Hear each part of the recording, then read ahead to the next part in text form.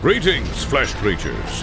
It is I, Megatron. On behalf of TFYLP, I want to congratulate you for listening to the most refined collective podcast on this miserable little planet Earth. Yes. Here you'll find knowledgeable fans discussing every aspect of Transformers and beyond. Now, enjoy the show while I continue my path to complete conquest of all of you miserable biological entities. Predacons, terrorize! Here. Hi, welcome to TFYLP episode 465. I'm Lucas. I'm joined tonight by Phil and Rob. Hi. And Peter. For Dustron. And Christian. What up? For those of the people who are just listening, I was waving my hands frantically. There you go. That's super exciting.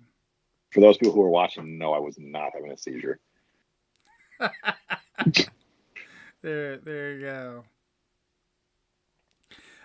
So tonight, we're going to be talking a little bit about moving, Transformers. I figured it wouldn't be a bad idea since Peter, I know moved not too long ago. So I figured it might be a good idea to get some tips from him. And I know probably a lot of us have went through that as well. Uh-oh. Yeah, and for those people listening, Peter is also filming an episode of Blair Witch. Oh, he turned the light on. All the boxes behind him. Yeah. I thought he was going to get a visual aid for you.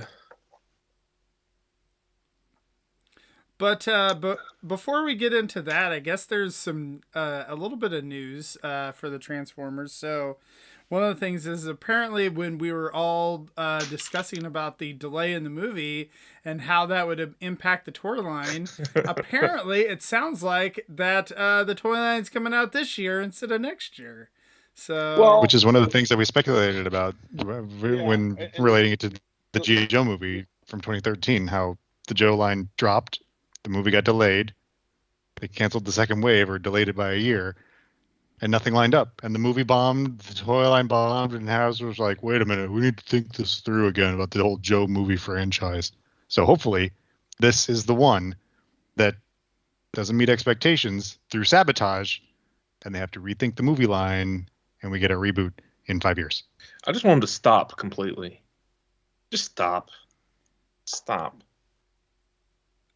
like I don't with want the that. movies or With the live action movies, yeah. I mean, But they you make don't money. you don't really want that. Right. I do. I'm good You with it. think you do, but you don't. I know I do, actually. I'm good. I'm good, bro. But there's things that the movies, no matter how mediocre at best they are, aside from Bumblebee, bring to the franchise. There's don't care about it. ancillary things that come to it. I'm good. I'm good. I could never buy another toy, and I'd probably be like, yeah, I'm good. You're in the Right, is it minority. kinda like then. Dick? I am. I'm totally in the minority. Like, I'm not saying I have a popular opinion here, other than Nick. But Nick does it out of self-loathing. I mean, that's a completely different reason. And yet you end up in the same place. But It's a I'm valid happy with reason. my collection, though. There's a completely different places. But is I your still like collection my happy with toys. you? It's inanimate objects, so I don't think they get a say in it. Yeah, no, it's a Toy Story thing. They come alive when you're not in the room. They talk about you. What Phil wish they said. did. They're watching, they're thinking, They've they're seen some shit, let me judging. tell you this. Yeah. So, I just skimmed that listing about the leak, the Rise of the Best toys. Were any of them like what we would consider like regular toys, or was it like the buzzworthy Bumblebee crap where it's like all one-step changers and the shampoo bottle toys? It's all add-on junk. It's not actual Yeah. figures. It's all like Cyberverse level. It's not even that. So real No, stuff. there's- I mean, it's all your Yeah. gimmicky at things. some point. Yeah. Just like So they all did that with stuff is Bumblebee going to a couple clear years its ago. hard. Like in 5 years from now, they'll get real toys in Studio Series. Next year in 2 years. Yeah, I'm assuming with some of that the studio series and whatnot, maybe they could have worked or that they are working some of that around so that it doesn't come out so quickly. But I feel like the other movie stuff, it's just like, what do you do? Well, the studio series stuff I could see taking longer, because if they're taking longer to do the movie, like post-production sort of things, like sometimes it takes them a while to get those the models that they're using exactly right, because that's almost all done in post-production. So you can have an early design of the toy come out in a kid-friendly line, but then for studio series, if they want to be slavish to what's on the screen, they're going to want, this is what the final design that ends up on the screen looks like. Got it. So they put out some deluxes in like a Rise of the Best line, and then in studio series, marginally better versions, more accurate, and then as a selects, like what do they call it, the fan channel releases, the really accurate one. Right. It'll probably be like what they did with Dropkick and then Dropkick. Like they did the helicopter one first, and it was not very accurate. But once they got around to the car mold, it was very accurate. It'll probably be like that. Or like the Volkswagen B that everyone hates, but I'm curious. It wasn't right too, there. Or an MPNB, same thing. With the movie being delayed a year, I wonder if some of the models will actually change their looks, and so then if we'll end up with a situation like the Masterpiece movie Bumblebee or whatever that came out based on the Volkswagen, where it like was not accurate at all. It was like based on proto art or something, or concept art or something. Concept art, yeah. I think, they'll probably not repeat those mistakes if they can avoid it.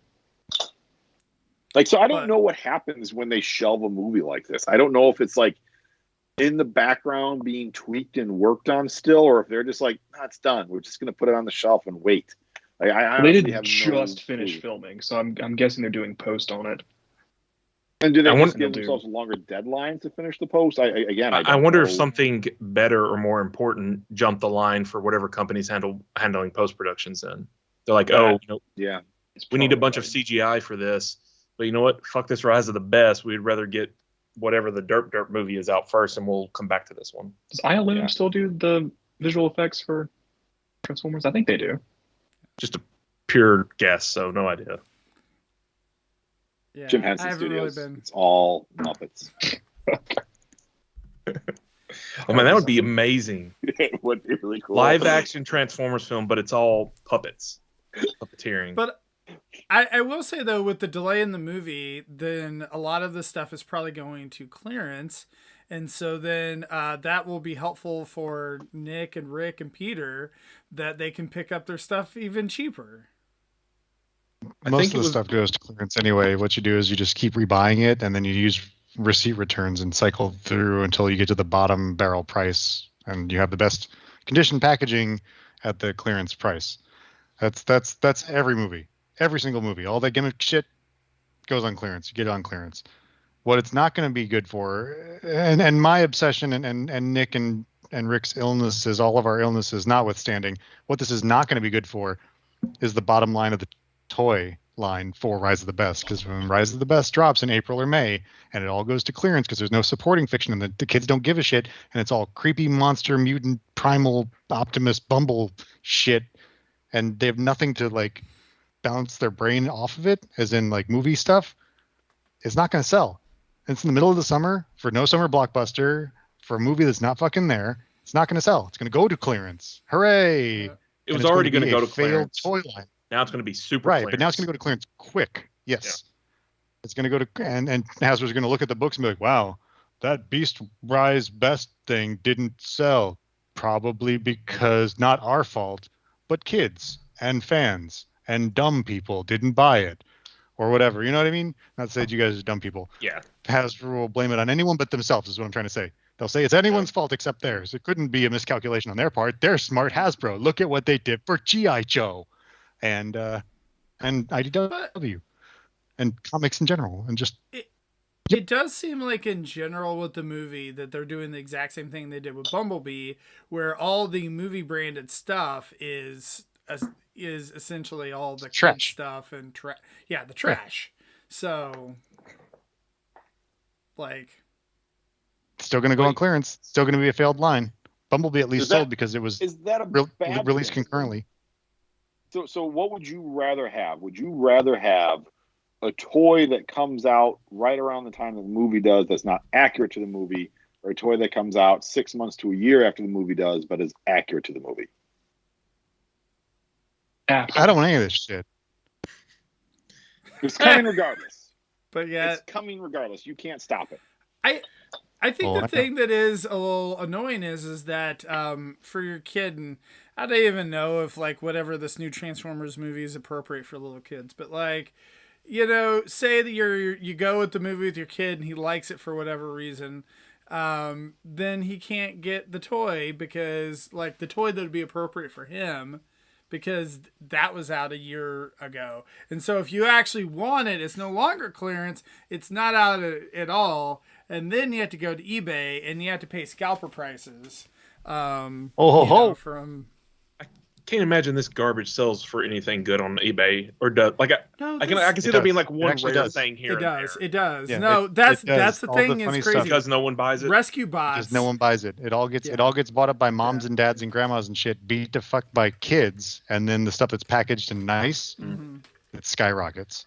It's ridiculous. Crazy. Rescue bots is like that. If you look up, especially some of the rare stuff, but like really all of it is like if you have in package rescue bot stuff, it's actually worth a pretty fair amount just because of that. Yeah, and Paul brings up a good point that I was going to say to you, Phil. Like, I want to phrase it a little different, but it's a bit of a false dichotomy. I don't think it's one or the other, unless you're just saying which one would you rather have between these two. But like, you can have. Said that is what he asked. I couldn't understand if he was saying. The question Is it one of these two hypotheticals, or is he saying you can only have one or the other instead of toys that come out around the movie that are reasonably accurate? Is he saying that's impossible?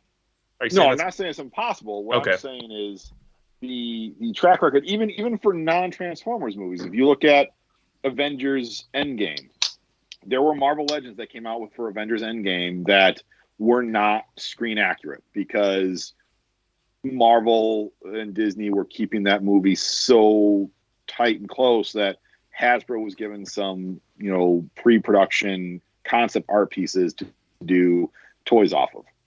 And so what actually hit when the movie came out was close, but not right. And then it was been, how long since Endgame came out? 2 years now? 3 years. 3 years now. So it was last year that we got movie accurate Endgame toys. Like we got Fat Thor and we got the Tony Stark, I am Iron Man right at the end scene. But it took Hasbro 2 years after the movie came out to get these to shelves because Disney / Marvel was keeping that so hush hush. So, again, we might get screen accurate toys when the movie comes out because of the delay if they have all that stuff done before the movie comes out. It's true. If it's done now, they could refine the toys now and they come out in a year. Yeah. But if the post-processing isn't done, that's where they could keep changing the models around, and that's where you get not accurate stuff anymore.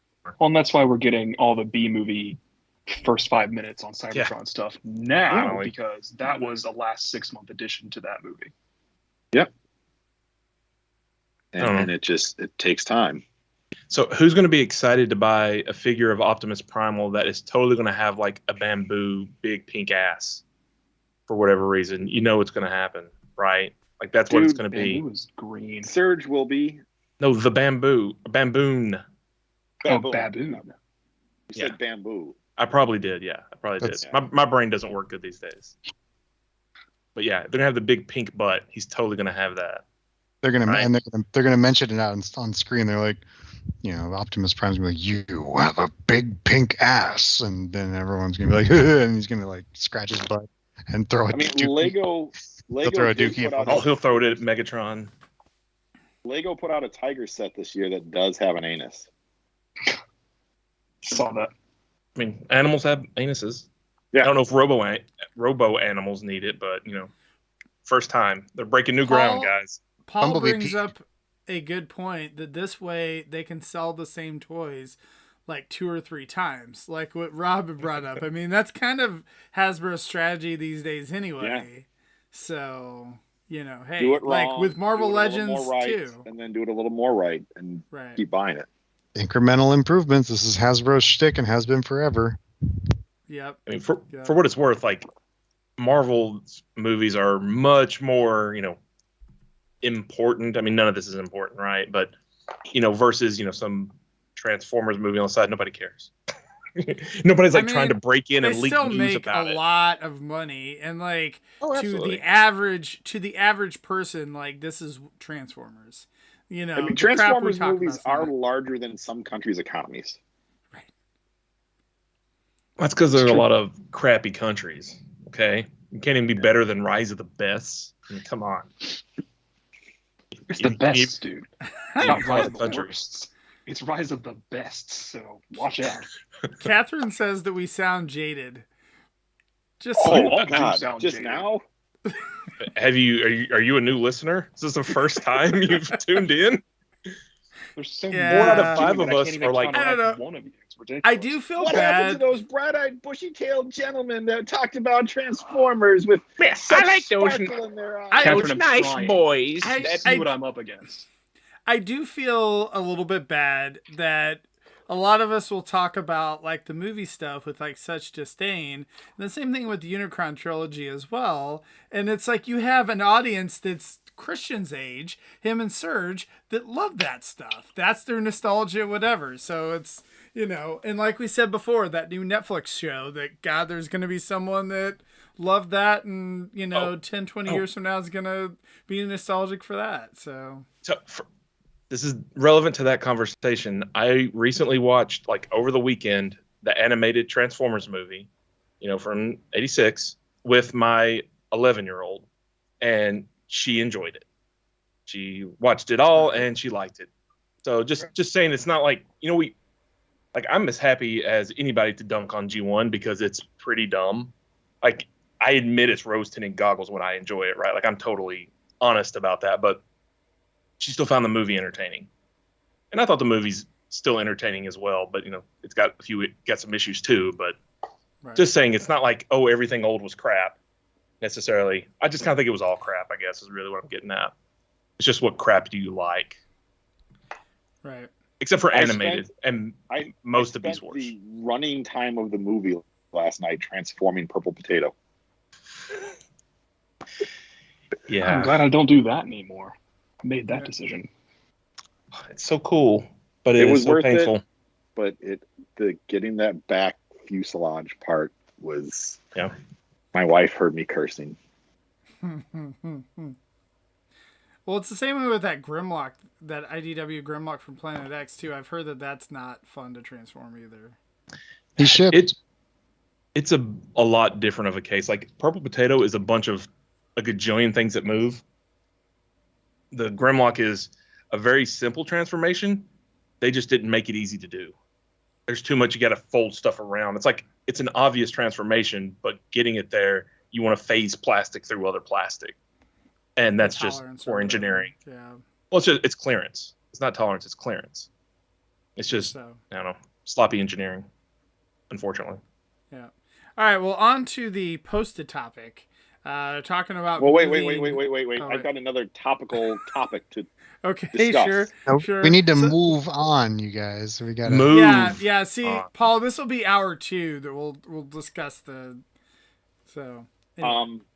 I'm Peter. Are we getting a Superion from Fans Toys? Is this happening? We got arms revealed today. We didn't get Superion revealed today, so I don't know if we're still getting a combiner or not. But we got the last 2 components of a Superion combiner, of a Fans Toys combiner revealed this morning, as well as 2 more mini bots. And what I'm gonna have to do is go back and look at the original, announcement of the Superion where they showed the combine mode, and see which pieces look like pieces that are going to come off that they're going to throw in a box together and say it's a thing, for the combiner show. I think that's what they're going to do. Maybe it'll come with the giant purple griffin.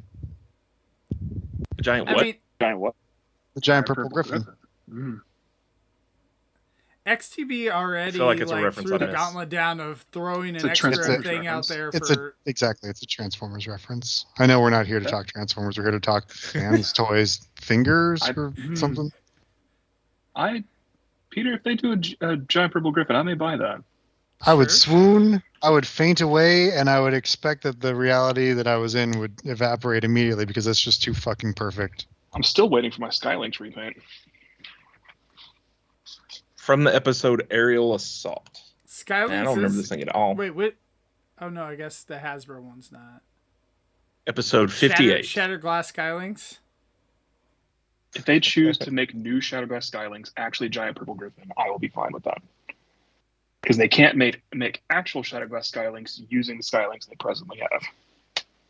That's totally a Skylinks repaint with a different head. Instead of a dragon to a griffin head and you're good. I've been saying that since Combiner Wars. Peter has also been saying that since Combiner Wars. So why, Christian, can't they do the Skylinks we have?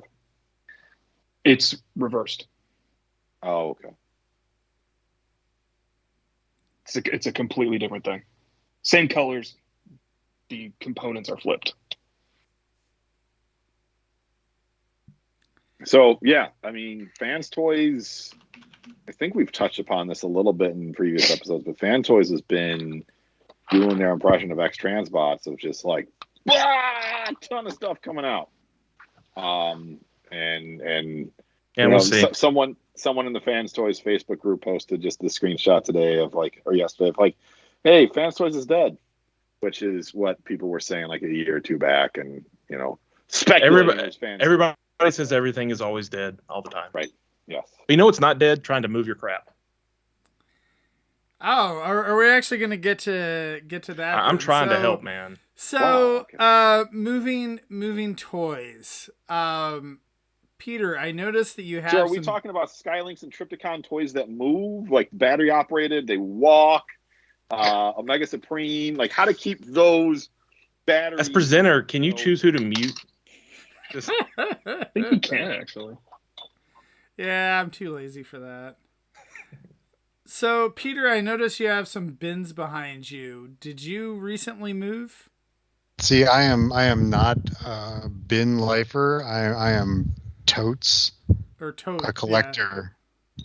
Yeah. So, yeah, I moved recently, like a long time ago, and I never unpacked. And by a long time ago, I mean 2003.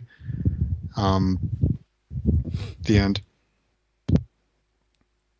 Well, there you go. Fun fact: there's not even any toys in there. They're just totes. Just really likes totes. What people don't realize is that every week Peter is doing these episodes from a new location. He's constantly moving. They're following me, man. Okay, story time, and then I'll breeze through this. I'll move us right along. 2003, I joined the military because I'm dumb, and America, and I packed up all my stuff. At that point, it was only Gen 1, Gen 2, Beast Wars, Machine Wars, some Japanese stuff, Armada, RID, not in that order, and the very, very, very beginning inkling of Energon. Packed everything up, moved. First wife didn't want me to have toys. She didn't tell me that when we were dating. She told me that after we got married. It was a trick. So I didn't unpack the toys, and then I got into some trouble and had to go away for a while. And then my toys stayed packed up for that. And then I started deploying all the time when I got out of trouble. And so I kept my stuff packed up. I just kept buying toys. So all my stuff was packed. And then when I was deploying, I wouldn't keep my apartments or my houses or whatever. I would move into a storage unit. And then when I got home from wherever I was going, I would take it out of the storage unit and not unpack it. Just leave totes stacked up floor to ceiling, wall to wall in multiple rooms of my house. And then I finally moved again after umpteen years of living in a storage unit. That's when the Infinity Closet started. That way I didn't have to keep moving it over and over and over and over and over and over and over again. And now I have a house that's big enough to keep everything in it. So I just keep it in every room of the house. Moving, everybody. So what is your your family feel about the fact that there's bins in every room? Do they like that? Do they like the backdrop of bins or totes or whatever? The boy wants totes for his stuff. Oh no. It is propagated. Everyone else, these ones aren't staying in here. They gotta go eventually somewhere. But yeah, So moving sucks, and moving your toys, especially when it's like delicate stuff and you don't want it to get hurt, sucks. Some people, when they're moving or mailing things, they just throw it all in a bin, and they don't use any padding, and they let the USPS do what it's going to do, or they let the movers do what it's going to do, and shame on them. Or say they ship it in a pizza box. They ship it in a pizza box, or they ship it attached to its stand, and the stand is clear plastic, and they just kind of like, it'll be fine, and then the stand breaks, and everyone's like, what happened? There's any number of examples of just bad shipping or bad moving stories. I do like it when I sell something on eBay and I'll put it in a priority mailbox and like package it very well, like a Marvel Legends or something, and then I'll ship it. And then I'll get bad feedback because they say the shipping is too expensive. Like I should have just thrown it in a bubble mailer and shipped it that way because it would have been cheaper. And I'm like, at that point you would have gotten bad feedback because it got crushed. This guy was too stupid to put it in a box. Jeez, what's wrong with him? Right. I mean, it wasn't like actual bad ratings. It was just like that the person was like, oh, the shipping's too expensive. And it's like, shipping is what it's there when you bought it is. Right, exactly. And it clearly states it like on the bottom of. Yeah, you can just not buy it if you think it is, but yeah. I mean, eBay sorts by price plus shipping. Yeah. That's how it's worked for a long time. You just do the trick of don't charge them for shipping, but increase the price of the item by $5. Right, exactly. That too. I have done that. I think that's what I do all the time. I almost always just make it in charge for shipping. Yeah, it depends on what it is. If I have something heavier or larger, then I split it out over something that's kind of a little more desired or whatever. When I know it won't matter, but if it's cheap stuff, just bake it in there. Right. Just avoid the situation. So for moving, there were a couple of years where I moved like every year. Like at one point I had 3 apartments within 6 months or something crazy like that. Oof. Because when I moved from Greensboro to Charlotte, I moved 40 days later from my first Charlotte apartment to my second Charlotte apartment because that didn't work out. So I moved it a bunch of times all at once. I've never had an issue with toys themselves moving. Like my loose stuff just lives in bins separated by series. Actually, before bins, it was cardboard boxes. They're like file banker boxes, and they survive. But I've also been making, 100, 150 mile trips. Nothing crazy. What has been interesting to move are all of my glass display cases. Those are way more complicated to get done. But I found a way to do it. You stuff it full of soft things like all of my clothes. I don't have to have like boxes for my clothes that just go in there to kind of brace the walls together. Then you wrap it in blankets, so I don't have to have boxes for my blankets and sheets because I just wrap them up. And then you tape them, and then you do that big wrapping cling wrap roll. You just kind of wrap it and shrink wrap it all together. It's all protected and nice and safe, and I've never had a Detolf crack or break or anything. I'm knocking on wood just in case the next time, but it's worked really well. But yeah, for me, it's never been about the toy. It's been about the accoutrement that's been difficult to move. And there's a big difference too, I think, are you moving your stuff? Or at least are you moving, the toy boxes, or are you having a moving company do it? Because, hired movers are going to treat it very differently than you are. And then I drive the U-Haul. That's how it's been. The first couple of moves, I moved it myself, and then I still move the high-value stuff myself, or like the big stuff, like the Fort Maxes of the world and the Metroplexes and the whatever's too big to fit in a reasonable box, I will take by myself. Or if it's the super valuable stuff, like I think I moved my BotCon stuff, my Masterpiece stuff myself last time. It's been a couple years now. But generally speaking, I personally will load them onto the moving truck, and then I drive the moving truck. So it's generally kind of fine. I do have the movers do the cases, though, because I'm now old. Yeah. When I moved into this house in 2015, and I think everybody here already knows this story, and you've probably seen the pictures. I just took my G1 stuff and literally put it in. I just threw it in a tote. I didn't put padding. I didn't do nothing. I was also moving literally 5 miles down the road, like just up, down a corner, and into a different subdivision. That's all I did. Still, it made a lot of people cringe, but I was like, I put all my toys in the totes like that, use no packaging. And honestly, once you get to post or even later G1 and on, it's all just plastic and like all hardy stuff. Yeah, it's like unless you're like Right. throwing them or like putting something really heavy on top of it, you're gonna be fine. Like I gingerly placed them in there, tuck the lid on, and put it in my car, and I carried it over slowly over I do time. everything gingerly. Right, same. But like then you had Black Zarek, and I had a few other GPS things that like I just put them in my front seat. Again, thankfully it was such a short drive. Even then, Black Zarek still took a chip on the way over. His shield on his arm, I was too afraid to take it off, and it ended up falling off at one point when I got to the new house, and I was lucky only a small corner broke off, to be honest. But yeah, I mean that toy is just dust waiting to happen, anyways. I think, Rob, you bring up a couple of good points that, like, the distance of the move is important.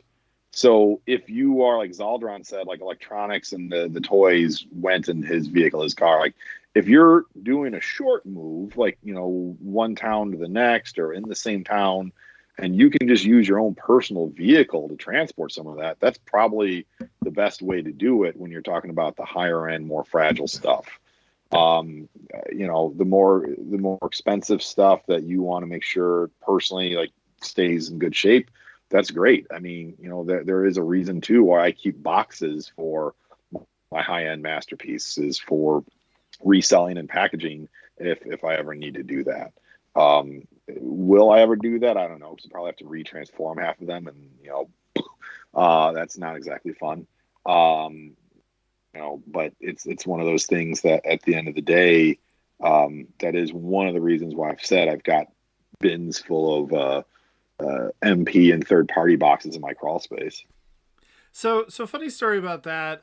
So when I sold a lot of my masterpiece and third party, I was going through and I was like, man, am I going to regret this? And it's like part of the reason I had done it is because, a lot of them I just didn't like transforming them multiple times and whatnot. And so then when I had to sell them, like a lot of them I did have to transform it. And so having to like transform 15 third-party toys like at once like that for shipping is like absolutely horrendous. And I was like, oh, thank God I sold these things. Like this is so horrible. I never want to do this again. So because they multiply, it doesn't stay 15. Right. Well, I'm saying at the time, like whatever, doing it, selling them in batches and whatnot. Yeah, no, because when I moved to this house, it was about 5.5 years ago. I had maybe half a dozen MP kind of stuff, and it's now maybe like 5 dozen. I mean, for people like myself, where my collection is a large collection of loose figures, I'm not going to transform any of it. And that's how it was. And it's just, I'm going to gingerly place it all in this tote, put the lid on it, and I'll slowly piecemeal over time brought totes over to the new house, And again, that was my situation and what worked. It was a close move, and we'd bought the new house while we were still living in the old house. A lot of times people have to rent in the middle, or you got to get a storage unit, or you're moving farther. There's a whole bunch of things where that isn't always, feasible. Another thing is, if you have to do a really long move, you may want to look at packing it. You definitely don't want to pay people to pack it, though. Like, I don't know if your typical moving company is going to pack collectibles anyways. They probably would nope out of that pretty hard. And you can buy insurance for it. They don't call it insurance. They're not allowed to call it insurance. It's illegal. I write software for moving companies, but like your typical packer is like around $55 an hour for one person. And so if you have a larger collection, bubble wrap every figure and put it in there, you are going to spend an insane amount of money for them to do it. So I think it's tough if you have a big loose collection. They don't know what is fragile versus not necessarily. Like the average mover would have no idea about gold plastic syndrome, Yeah. So. And they don't know where it's going to be more fragile. What are the joints that you need to watch out for? Yeah, and it's just like, always pack it yourself. Yeah, Yeah, That's and the next thing you know, like they're losing a finger to some third party, sharp spike. yeah, you're gonna break off little pieces. Like even then, like if you give them a figure, if it's got the guns like in their hands, you're gonna wrap it open and pop, something's gonna break. Just because they don't mess with it, they don't know. Also, like if you know it's coming and you have a larger collection that isn't already boxed or something, start packing early. Like we knew we were house hunting a year before we ended up buying a house, and I started packing then. I started selling stuff that I decided I was done with, as well as packing. I started really early so that when we sold on the house, I already had like 80% of the room in totes, but again, that's like almost a year of packing early. I've never packed that far out, but I've been a renter. I am house hunting, but it's probably not going to happen. But I know that what I have on display, I could pack in a week or less. But then when just of the toys, not everything else. Yes. So it would take me about 2 months to pack, probably maybe a month to pack everything, and just be like, bloop, everything's packed. It's been a month. Now I'm gone. When you were deploying regularly, I could pack down my apartment in 3 days. My totes were all in. Yeah, all my totes were in one room. They're all stacked up nice and neat. So you just throw those in a storage unit. Boom, boom, boom, boom, boom. One or two U-Haul trips. I gave a lot of stuff away though, because I'll just rebuy it. Whatever. Not toys, like household junk. I don't need this bed. Gone. I don't need this dresser. Gone. I don't need any of this shit. Gone. Yeah, I've known people that have like. But the toys. They'll spend $50 a month on a storage unit to hold $300 worth of furniture. And they'll have it for a year. Just what are you doing? Just get rid of that furniture. You can buy new furniture. Like sometimes you have family heirlooms or something, I guess, whatever, but it's a couch.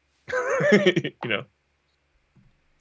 do think the storage unit thing is a point to stop on for a second. If you are doing a storage unit, make sure whatever you're storing in there, you've got, waterproofing setups, both from above and below, because you can get seepage pretty easily in those units, and anything that's on the floor will, especially if it's cardboard, you're going to get damage and water seeping in there more likely than not. So, buy some of those metal shelves to put in the storage unit, put anything cardboard on those metal shelves, or anything that's actually on the floor in a plastic tote that is going to be waterproof from the bottom. And again, make sure the tops of things are covered with, blankets or saran wrap, something that is going to protect it from water dripping from above.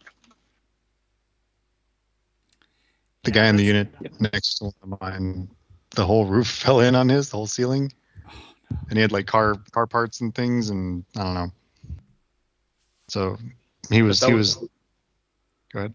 I bet that was a fun conversation with whoever manages those units. It was a U-Haul storage joint, yeah. And then they were just like, these things happen. Sometimes they fail. And like I was coming in to do, because I had multiple units in a row. That was the infinity closet.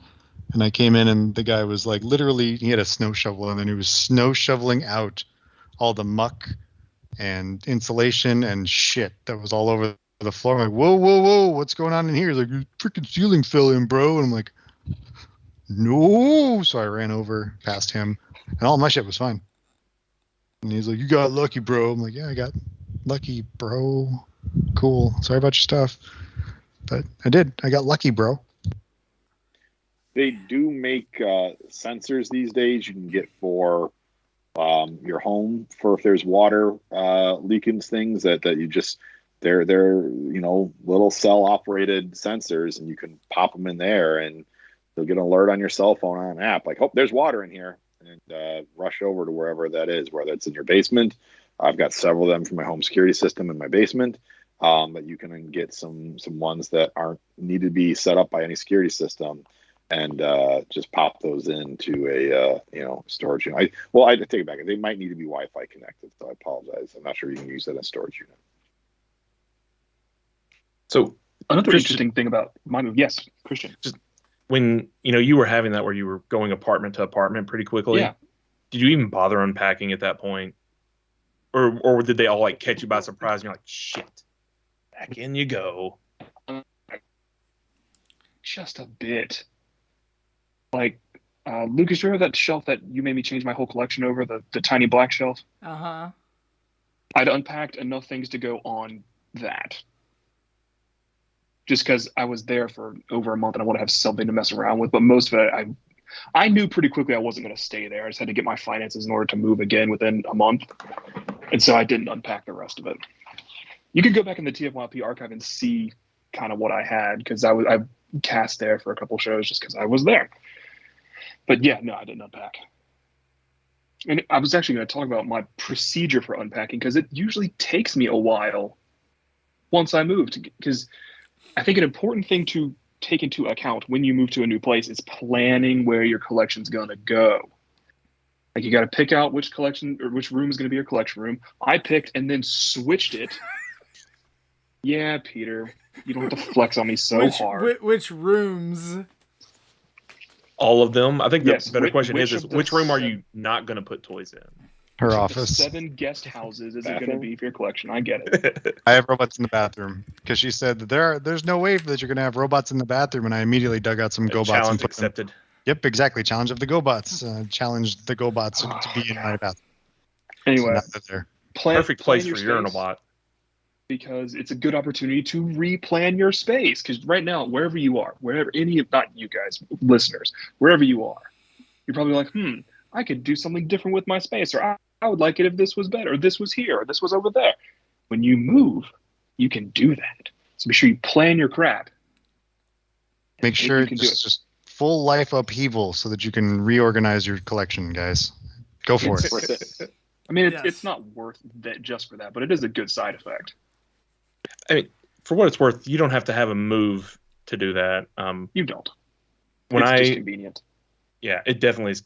It is a good time because you're going to have to go through that anyways. You might as well think ahead a little bit instead of just throwing it back up.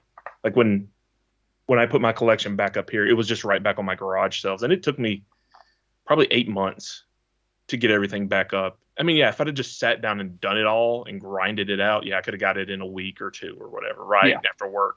But who wants to do that? You know. Yeah, don't make your collection a chore. Don't make it like that. Take the time. Be like, okay, what actually goes here? And for Rob, I'm guessing it's similar to the setup you had before. Not now, but when you did the garage shelves. Yes. But if you're changing it up, change it up. Or if you want to change it up, change it up. Or if you don't. But don't make you resetting up your collection a chore, because then you'll hate it. Just kind of do it as you go, and set it up and make it nice, and little bits at a time. And when I switched over to my Billies from the garage shelves, I mean, I basically packed up my collection again.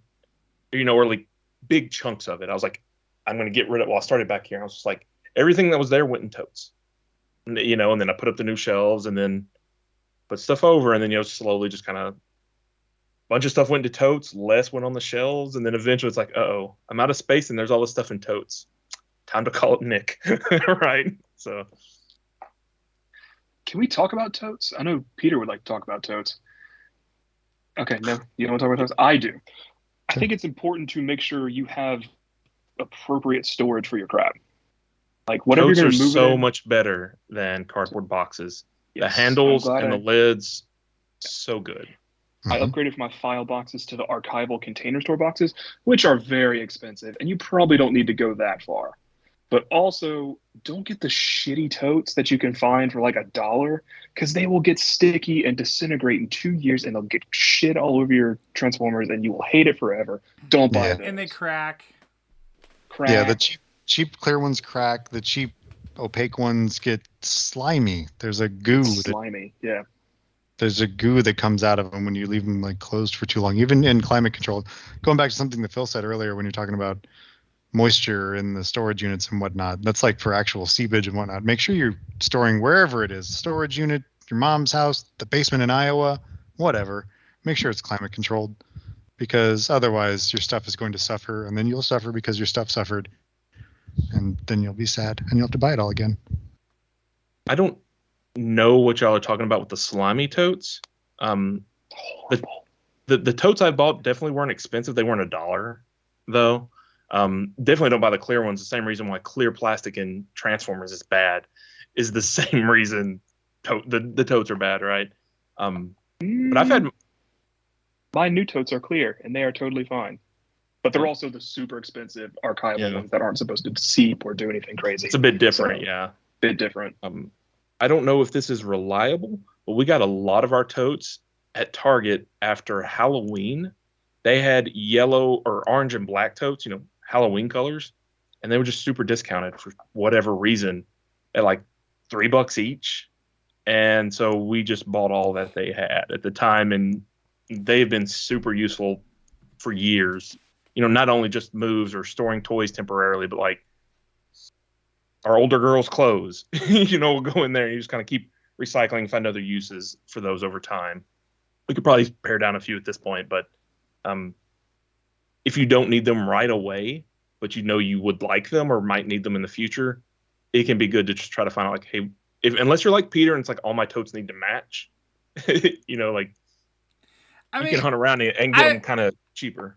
I will say it is somewhat annoying with the totes where, I feel like I would just buy a tote like before, I would just randomly buy totes, right? And then I have all these ones where they're not the same size. They don't really stack all that well and whatever.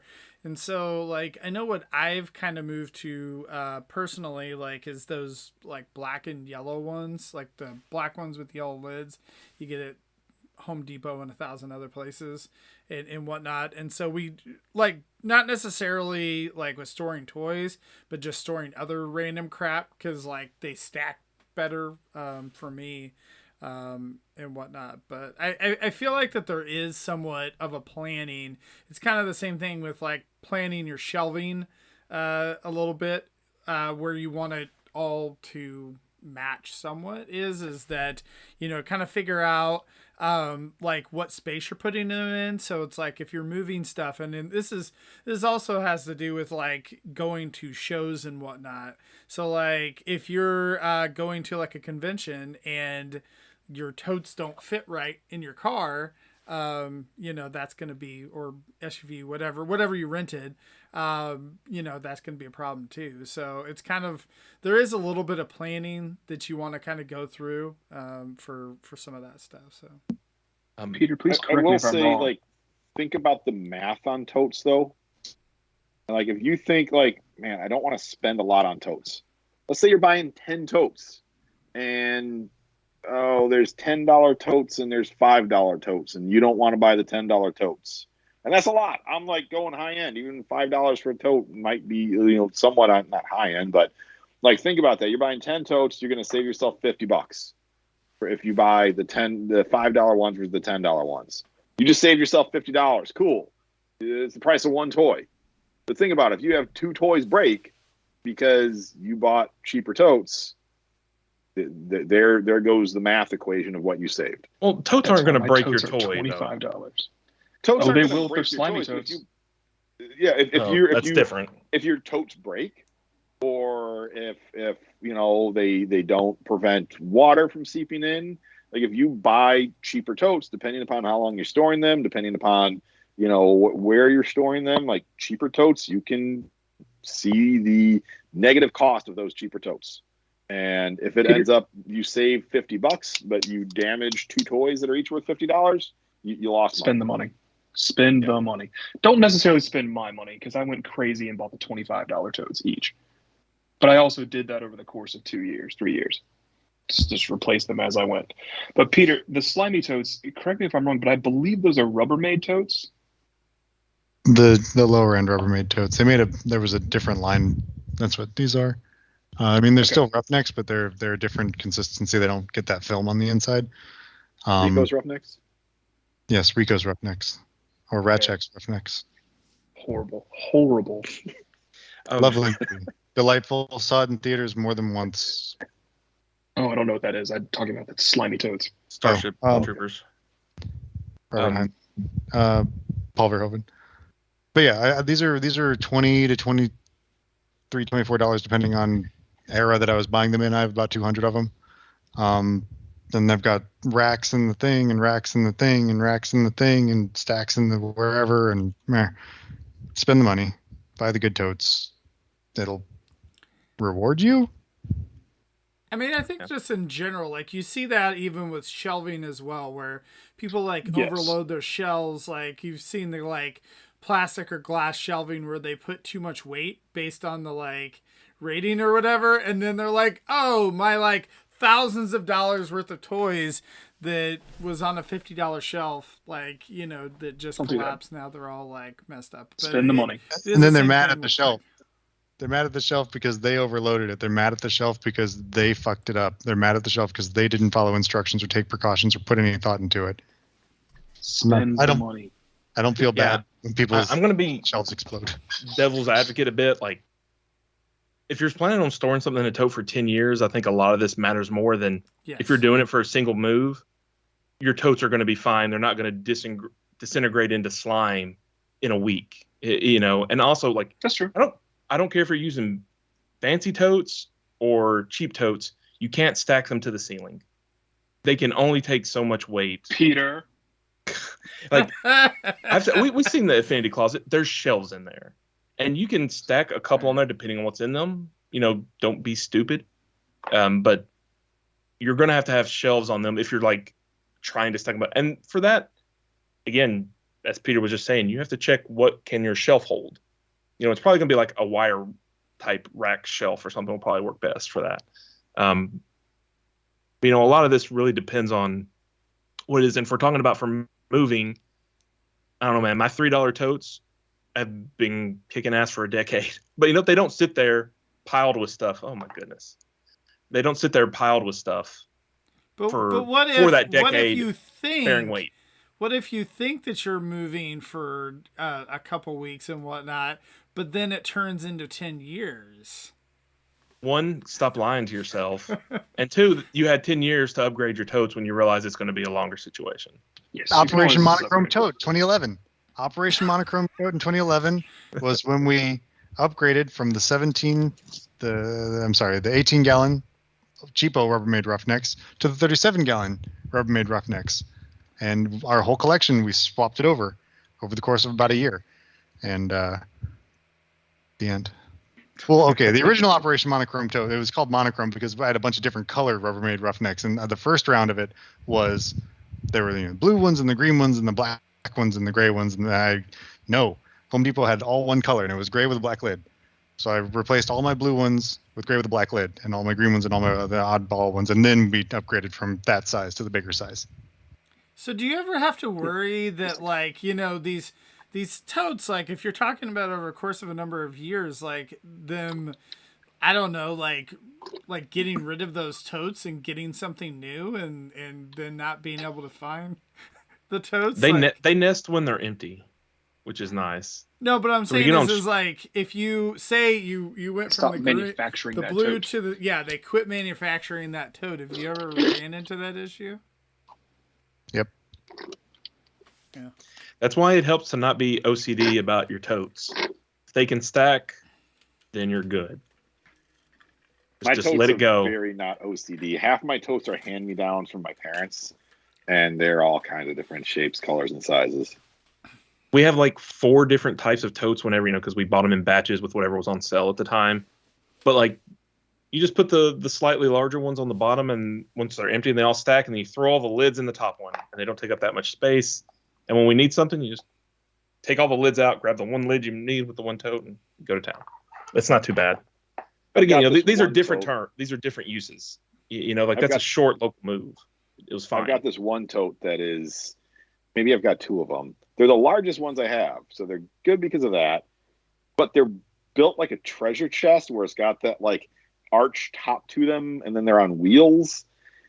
And they're a pain in the ass because you can't really set things on top of them because they've got that arch. But again, these were hand-me-down totes, so it's all right, they're free.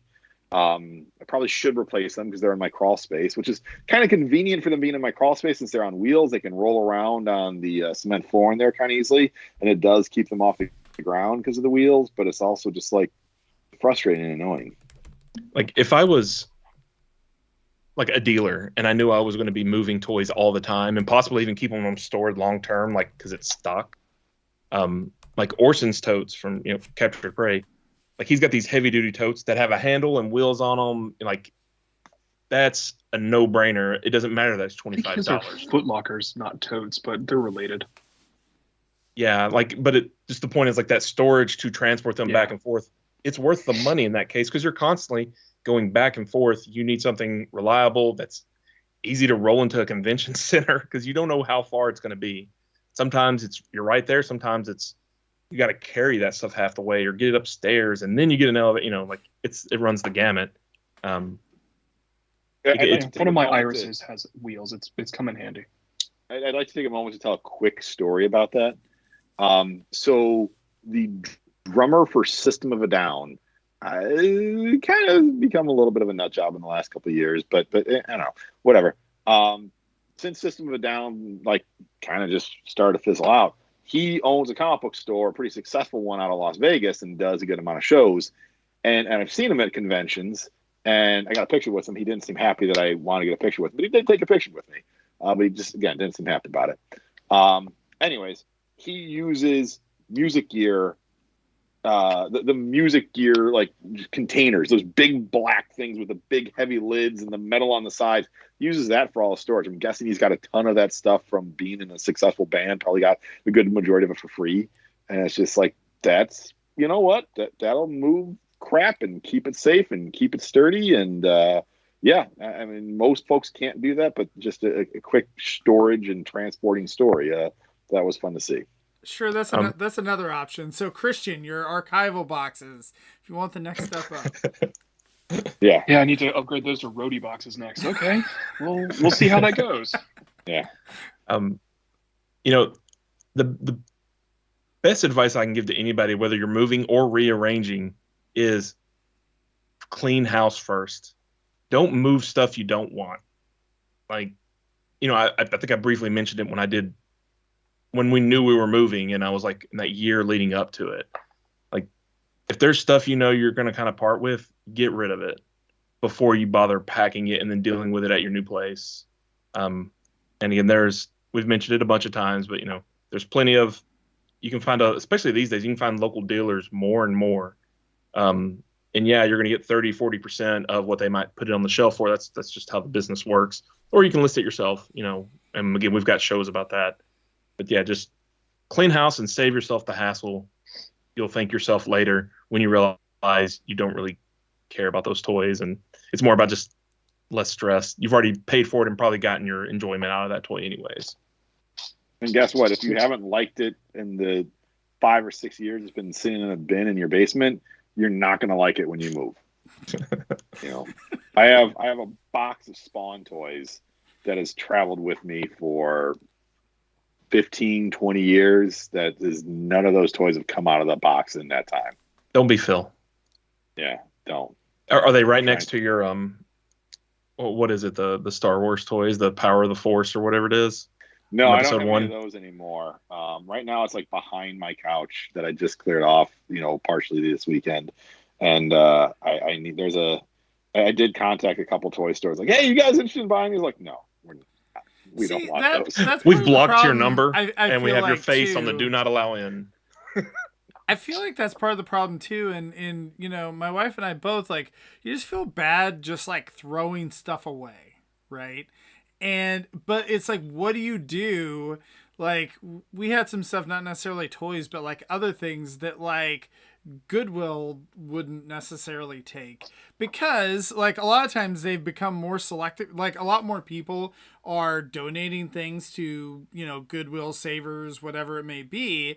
That's kind of more the trend now, or a lot of the trend, and so then they're more picky with what they're getting from you, especially larger items. I can literally tell you how to do this easily. You post on Craigslist in the free section. Oh, free, right? Oh, that, yeah. Anyone will take that. Yeah, right. You post it in there. You can have them come to your house, which can be kind of sketch, or you can just be yo, I'll meet you at the McDonald's at the corner or whatever, and be I got rid of. I don't know. I had this habit. I bet everybody does this to some degree. Where every electronic cable you ever get, you throw in a drawer. And I don't know, it was probably like 2012 at this point or something like that. And I was just like, I got like 3 drawers of this shit. And I finally I'm like, there's like landline phone cables in there and stuff, because at one point early on when I was an adult, those were still used a little bit at some apartments and stuff, right? I was just like, I don't need this, and I was like, I don't need 800 USB cables. I'll keep 3 or 4, and get rid of the rest. And I trimmed it all down. What if I need my SCSI cable? Like, you never know. Literally, SCSI cables were in there as well. And what you realize, you can just buy another one if you really need it.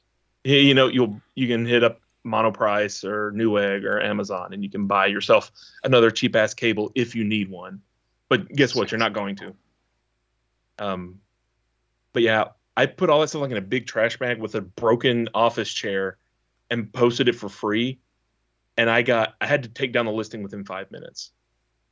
People were hammering.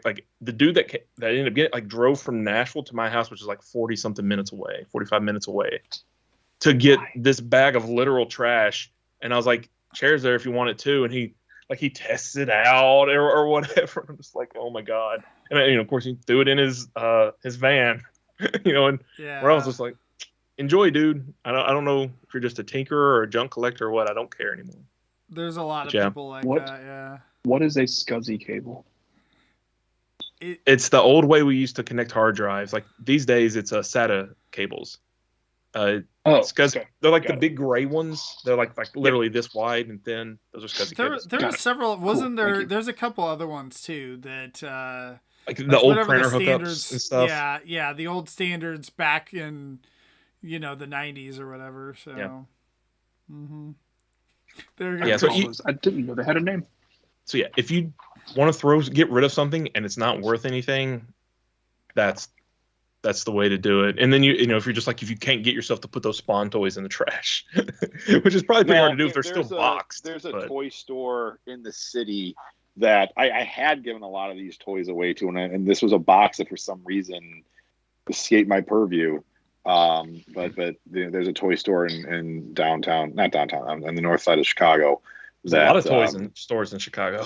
There are, but this one in particular, he's got bins at the front of his store that are for the cheap toys, the stuff that people will just rummage through, the $1 bin, $5 bin, $10 bins. Yeah. And that's where a lot of that stuff goes. And you don't get a lot of money, but gone. You get a few bucks and it's gone. I sold most of my 90s comic collection to a comic book store, and I sold almost all of my comic collection to them. And what was funny is I had stuff like the Buffy comics and Angel, from those, along with just a bunch of other stuff. And a lot of that I got money for. But then when it came to a lot of the 90s comics, as well as a bunch of Army comics that I got that were my dad's way, so I don't know what, 70s or something, I don't know, 60s, that no one cares about anymore. Those I didn't get crap for. And he's just I'm going to be honest. He looked up a couple of them just to make sure they weren't worth anything. I don't think he was ripping me off or anything. He's just these are just going to go in the quarter bin underneath the shelves, and maybe somebody will buy one here or there. So he's I'll give you $5 or $10 for it all. I don't even remember anymore. And I just was cool. I don't want them. So I have twice found charities that are donating, that were looking for comic book donations for care packages for troops, and donated comic book collections to those. I'll go through them and oh, this one's autographed, save it. Oh, nope, keep all my Age of Apocalypse because I want to keep that story, or this one's got a cool cover. And the vast majority of my comic book collection was just it's same. I cherry picked a few, here and there. When Wolverine broke his claws, and I do have Age of Apocalypse #1. I kept it. Age of Apocalypse Alpha, actually, not #1. Oh, okay. Age of Apocalypse Alpha, because then there was Age of Apocalypse Omega. That's when it ended. Okay. Yeah. Age of Apocalypse Alpha had the Joe Madureira cover. Awesome. But yeah, clean house before you pack it. Save yourself, and that's just a general reorganizing tip at all. Is the less you have to deal with, the more sane you'll be. So if you're moving, and unlike certain things, your junk, it's not true. If you don't use it, You don't lose it. You still have it. Even if you don't use it, it's still there, taking up space in your house, haunting your dreams. Yeah. And mentally, that crap weighs me down. But that part of that's just my nature. Disorganization. And then your spouse or partner will go into a room and like, why do you have all this crap? Like, I don't know. I'm the other. Our relationship is flipped. I'm the one. I'm like, why do you have all this crap in here? Let's get rid of it. She's like, I don't know how to do that. I'm like, here we go again. Or you get all out. Like, or both of you could be like that, and then you say you've been living in your house for 15, 20 years, and it's your stuff crammed everywhere. Then, yeah. I find it. This goes for a collection too. We do this in general in the house overall. Well, I do this and drag the family along. Is just kind of evaluating the rooms. You know, like eventually I'll be like, you know what? We haven't went through like our bathroom cabinets and drawers in a bit. And it's like, oh yeah, they're full of crap again that we don't use. It's time to thin it down. That way, when I need some Neosporin, I can actually find it. Right. Because it just gets buried under stuff you buy for one use and then you never use again. That type like of the stuff. same concept of clean out refrigerator or freezer, but those have a little bit more priority to them. Definitely. Yeah. Good point. Yeah. Good point. Yeah. It's just spring cleaning. It applies to your collection as well. You know, for those that do prune toys time to time. Yeah. One thing I have had a hard time getting rid of, and I was going to do it this weekend and I forgot to do it, was my CDs and DVDs. Ooh. Oh, that's tough, man. I still have. I have all my CDs. I'm not going to get rid of them because I like physically owning them. I like having the cards. I still buy CDs. I'll buy them on Bandcamp. So like, yeah, I get the digital versions immediately. But I still like having it because Spotify, you don't own music. You're just renting it, which is fine too. We still have VHS tapes, and I'm just like, what? We do have a working VCR at least, so we at least have that. But the movies that we have, it's not like oh, it'd be one thing if it was that, you know, you have whatever Zone or just whatever, something rare on, you know, that's one thing. But it's like some crappy VHS from the 90s. You're like, why do I have, like, why do we still have this? Please, God. We never watch DVDs anymore, and the truth is, if we're gonna watch something, I'm gonna find somewhere to stream it. I'm not gonna break out my Blu-ray either anymore. I'm gonna find a way to stream it. That's just about there. I'm not there. The hard part though is the cartoon collections. Like, I feel like those are part of my collection, even though right now they're under like one of those long bins with wheels under the bed. But what's sad, and one day we're gonna do this. Just life has been busy for me in a bit. Like, I was looking at my Victory DVD set, right? And I was watching the first episode a little bit, and it was so bad quality. It looks like VHS quality. And this is the set that we were pretty excited when it happened. Is it Madman? Isn't that what it was? Metrodome, yeah.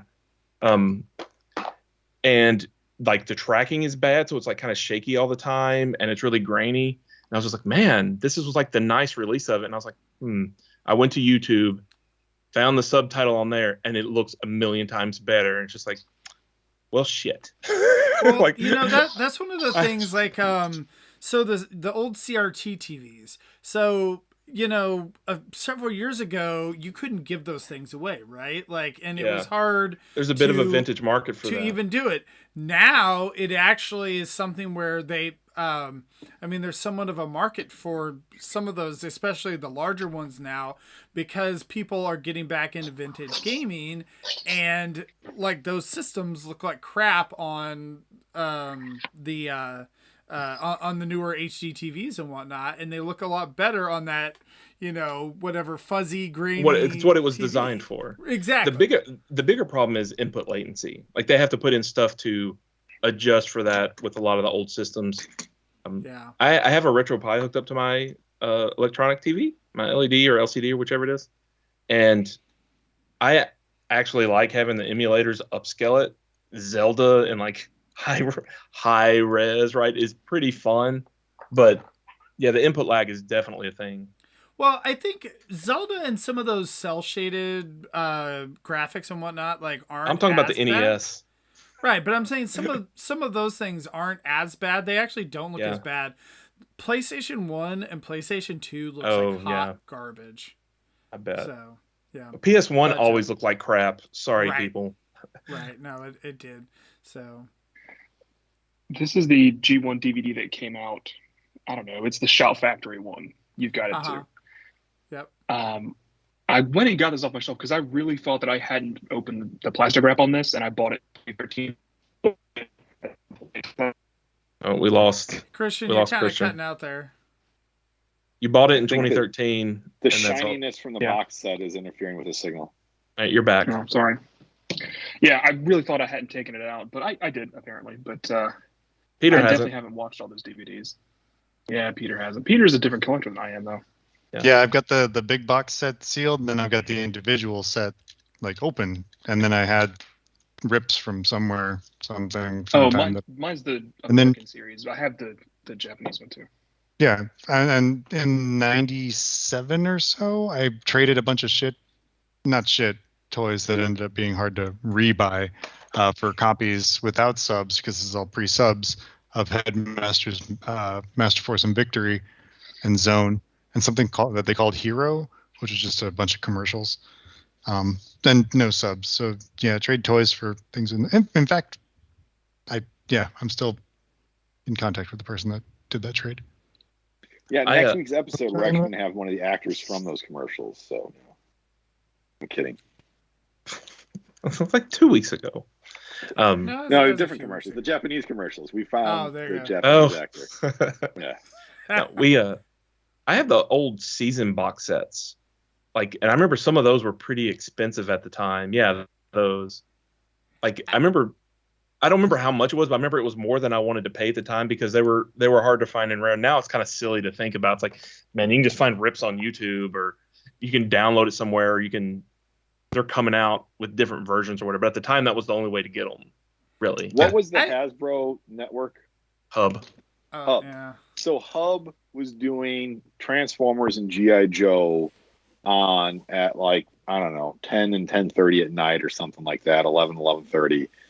And they finished season 1 and season 2 and didn't start to do season 3 of Transformers. And I was like, well, fuck you guys. I want to see that now. So then I went and bought season 3 of Transformers on DVD. And I think a month after I bought it, they started showing season 3. I'm like, fucking assholes. Well, joke's on them. How's Hub doing these days? Yeah. Man, that was really cool though. I liked being able to see it. Anyway, we're off topic again. But I do feel like though too, part of the reason I bought some of those sets is because I couldn't find it on streaming. Yeah. And so I'm like, oh, I would like Transformers animated and whatnot. I was like, oh, I can't find the whole series and whatnot. I just want to watch it like bam bam bam with my kids. So I can find it on Amazon, the box set for whatever it is and whatnot. So I've done that with a few different cartoons myself. So, the good news is moving DVDs and Blu-rays or whatever is really easy. At least, for the most part, they're square. Sometimes they do those dumb sets where some weird shape collector's edition thing, but I don't think that impacts the Transformer or cartoon stuff typically.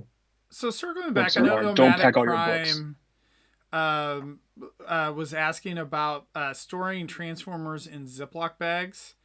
Don't. What's wrong with? You can do it temporarily, and there are zipper bags that you can get that aren't Ziploc brand that don't have the same issues that Ziploc brand bags have, or other non. It's the plastic in the bag that can deteriorate the plastic on the toy, and so if you're mailing something to someone, you don't want all the parts to go everywhere. Totally fine. You're going to be fine. It's not a big deal. But if you're going to stick it in there for 10 years before you look at it again, it might be a little bad when you get back to it. One thing I was going to say is that I do think that Ziploc bags for moving actually are not a bad idea, because it can help ensure all of your stuff is together, like your accessories and whatnot too. I think the other thing too is if you put an individual figure in the bag, it kind of helps protect it a little bit, from rubbing and things like that. Because it'll help stop some scratches. Right. Like even if you're putting it like with whatever, like various packaging and whatnot too. Like I think just having that extra layer with the Ziploc bags and whatnot, I think can help out. But again, it's the difference, like as we talked about, between storage and moving. Like if you're gonna keep them in there forever, don't put them in Ziploc bags because the off gassing and whatnot. Yeah. When I moved my G1 toys here, like I think I put most of 84 through 86 in a single tote or something. And again, I just put them in there. I didn't like knock them in, but I did lay them in there. And at the end of it, I had a pile of silver weapons. And it was just like, oh man, I'm not like Peter or Nick that has all of these memorized. I spent a lot of time on. For the most part, I went to Transformer Land, and I got through most of them. But then there was like a few that I do remember. Yeah, I went to the group. Yeah, and I had to get some help on a few, and I feel like there's still a few parts that we never figured out what they went to. There were a couple of randos that weren't Transformers, and I don't know where they came from. I don't know who knows what they were or how they got there. They're there now, and now they're sitting over there, right? Yeah. On the one hand, like that's obviously if I'd have bagged them together, that'd have been a lot easier to deal with. But it also was kind of fun, to sort through them a bit, like. It's kind of like if you buy a lot of toys and it's kind of like a way to play with them in a bit, except they were my own toys that are already owned. That doesn't mean I'm going to get a tote, knock them all in there, and then put them all back together again. But, But then you have that moment where you're supposed to be packing and your spouse or partner like walks in and you're supposed to be packing and you're playing with them. You're like, no, I didn't see you playing with your toys, sir. You're supposed to be done with this room an hour ago so you can help in the kitchen. Why are you still in this room? Like, it's your fault for letting me be in here. You know what would happen. You married me. You knew what you were signing up for. Peter, with a sideways glance. You chose to live with me. I can't think of really many more moving tips. It's mostly just be responsible, be kind of aware of what you're doing. Like, don't be sure you think about what you're going to do before you just do it. And honestly, no matter what, whether it's a short move or a long move, totes are the way to go for this stuff. Over cardboard boxes. Totes, everything. Use those totes. Totes the totes. Because cardboard boxes ain't free either. Right. No. Well, I mean, technically, if you like small cardboard boxes, you can even put in an order for the semi-larger ones. The priority mail boxes, they get them about so deep. And my taxpayer dollar things paid for that. None of those Bezos dollars paid for those boxes, so I might as well be able to use them. I remember we saw there was a thing where a guy made furniture out of priority mailboxes. Yeah, but I used banker boxes for years on my collection, and the good news about those is they did not leach plastic into my toys because they're made of cardboard. Then they stacked well, and they were hardy enough because they're double walled. You know, if you need them, do that. Otherwise, get totes. But that's more again that if you're storing them somewhere where you don't have to worry about the elements, then it's not a bad option to do. But if you're going to put it somewhere where there may be flooding or there may be, some type of water and whatnot. Yep. Don't do that. Yeah. Also, do remember that those boxes have holes in them for the handles. Like there's open. So stuff could fall out if you have like a stack collapse, which only happened to me twice. Nothing fell out and died, but it was dramatic. Things can crawl in and die. That happened to me when I took one to college. It was just one stink bug. It wasn't a big deal, but stink bugs get in there in the wintertime. That's living in a place. But yeah. Yeah, if you can plan ahead, start it early, get rid of what you don't want, buy some totes, start packing them early. You are going to pack it yourself. I think that's also pretty consistent. It's up to you to deal with it, and how thoroughly you need to pack them depends on how far are you moving, and are you moving the boxes or paying someone else to load the truck. Like all those things play into it, and the simpler the situation is, the lazier you can be is the short version of it. And honestly, ask yourself the question, is moving more important than disrupting your collection? For a lot of people, the answer is probably no. Yeah, I can't imagine us moving again until it's like, an old folks home and I just auction off the house. because I'm not moving these billies. Like over half of them now have glass doors. About half of them have glass shelves. Nope. Peter, No, I've no. heard I've heard this about Florida. I'd like confirmation. I've heard there is a overabundance of old people furniture in Florida to the point that estate sales are basically pointless, and there's a lot of old furniture that just gets thrown into dumpsters because of the senior population that moves to Florida, brings their furniture with them, and then they pass away, and no one wants it. What? Everybody wants one of those 1-inch hutches. thick green shag rugs, and the puke yellow cloth couch that's threadbare. Everybody loves those. In Florida, there's an overabundance of old people furniture. The estate sales have basically become pointless to the point where people are just taking, their furniture and just throwing it in dumpsters. Old people come down and then they pass away, and then the furniture it just gets thrown out. It's true. Yeah, that is the rumor I heard. Yeah. Same for the old people. The old people, you find them in dumpsters too, rummaging around and saying, "Oh, I love Ron DeSantis, yay!" And they do, genuinely.